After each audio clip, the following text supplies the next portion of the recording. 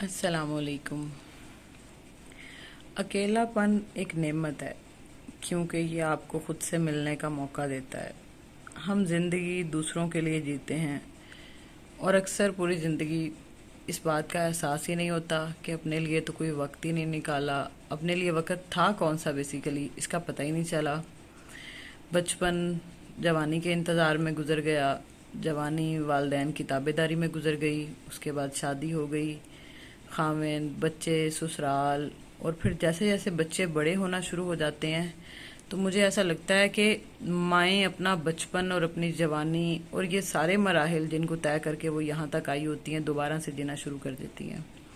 अच्छा, कभी कभी तो ये वक्त उनके लिए बड़ा ही ब्लेसिंग वाला साबित होता है क्योंकि उनके बच्चे ज़िंदगी में उस मुकाम पे होते हैं जहाँ वालदैन का खुशी का कोई ठिकाना नहीं होता। तब तो ये ज़िंदगी उनको बड़ी नेमत जैसी लगती है।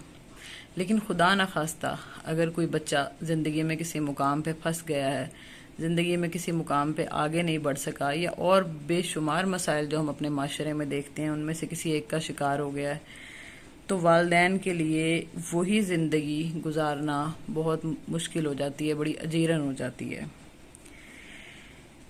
तो मैं ये सोचती हूँ कि कभी कभी तन्हाई में खुद से ये सवाल करके देखें कि ज़िंदगी में आपका हिस्सा कौन सा है, तो आपको अंदाज़ा होगा कि ज़्यादातर लोग यही कहेंगे कि ना होने के बराबर।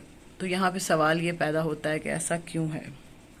मुझे ऐसा लगता है कि हमें ज़िंदगी में किसी मरहले पर भी जीना सिखाया ही नहीं गया। किसी ने बताया ही नहीं कि खुश रहना कैसे है, खुशी हासिल कैसे की जाती है, और यहाँ तक कि हमें खुद शनासी भी सिखाई नहीं गई। तो अपना ज़िंदगी में हिस्सा है या नहीं, ये कोई कैसे सिखाता। अब यहाँ पे मैं ये महसूस करती हूँ कि हर दूसरा इंसान जो वक़्त गुजार रहा है वो उसमें तो है ही नहीं। या तो वो अपने माजी में जी रहा है और या फिर वो मुस्तकबिल के आने के इंतज़ार में, और उस मुस्तकबिल के आने के इंतज़ार में जिसमें वो ये सोचता है कि ज़िंदगी बहुत अच्छी हो जाएगी, बहुत आसान हो जाएगी, बहुत खूबसूरत हो जाएगी। तो उस चक्कर में जिसमें वो मुस्तकबिल में अच्छे वक़्त के आने का इंतज़ार कर रहा है, वो आज को तो जी ही नहीं रहा। तो जब वो आज को जी नहीं रहा तो वो कैसे अपना हिस्सा ज़िंदगी में से निकालेगा, या कैसे महसूस करेगा कि उसने आज के दिन को गुजारना कैसे है। फिर होता क्या है, हम में से अक्सर लोग पूरी ज़िंदगी इसी भाग दौड़ में गुजार देते हैं, और जब बिस्तरे मर्ग पे आते हैं तो फिर अपने माजी में झांकते हैं और अपने आप से सवाल करते हैं कि ज़िंदगी कहाँ और किन कामों में खर्च कर दी। और हमें आज तक ये भी नहीं सोचने का मौका मिला कि हमारा वजूद है क्यों, हमें दुनिया में भेजा ही क्यों गया, हमारे इंसान बनाए जाने का मकसद क्या था।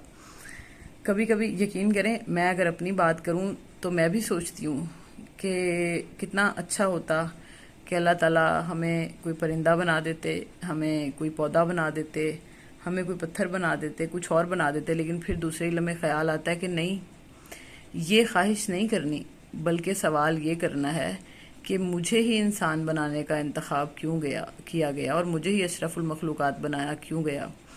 तभी तो इस बात का जवाब मिलेगा, और जब जवाब मिलेगा तो यकीनन बहुत सारी चीज़ों से आगाही हासिल होगी। मैंने इस बात पे बहुत गौर व फिक्र किया कि मुझे दुनिया में भेजने का परवरदिगार का क्या मकसद है, मेरी तख्लीक का क्या मकसद है।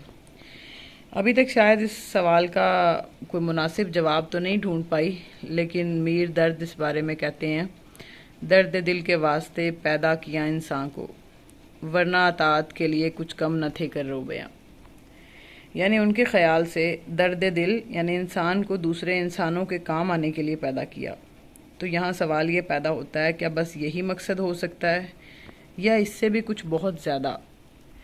खैर, इससे ज़्यादा जब मैं जान सकी कि मेरी तख्लीक का मकसद क्या था, मुझे दुनिया में भेजने का मकसद क्या था, तो ये भी आपसे ज़रूर शेयर करूँगी। लेकिन मैं बात कर रही थी जीने की।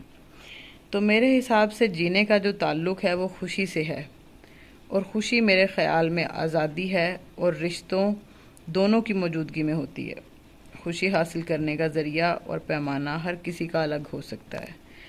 परिंदा जो पिंजरे में है और जो खुले आसमान में उड़ता है, दोनों की ज़िंदगी का बुनियादी फ़र्क फ्रीडम है। यही फ़लसफ़ा इंसान की ज़िंदगी का है, और इसके साथ साथ आपके रिश्ते जो आपकी खुशी की वजह हैं। اب جس فریڈم کی میں بات کر رہی ہوں یا جس آزادی کی میں بات کر رہی ہوں، اس کی کوئی ڈیفینیشن سب کے لیے ضروری نہیں ہے کہ ایک جیسی ہو. اس کی ڈیفینیشن شاید ہر انسان کے لیے الگ الگ ہوگی. اب جس فریڈم کی میں بات کر رہی ہوں وہ فریڈم ہے آپ کی سوچ کی آزادی. میں اور کسی فریڈم کی بات نہیں کر رہی. میرے حساب سے آپ کی سوچ ایک ایسی چیز ہے جس کو ہمیشہ آزاد ہونا چاہیے.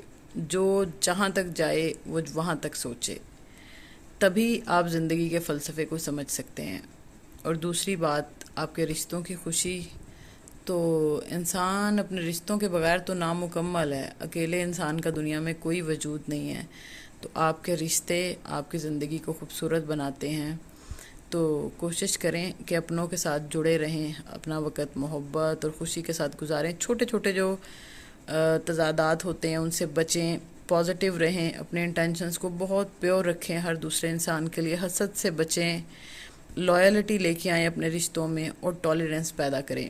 یہ وہ ساری ویلیوز ہیں جو آپ کی زندگی کو پرامن اور خوبصورت بناتی ہیں. جزاک اللہ خیرہ.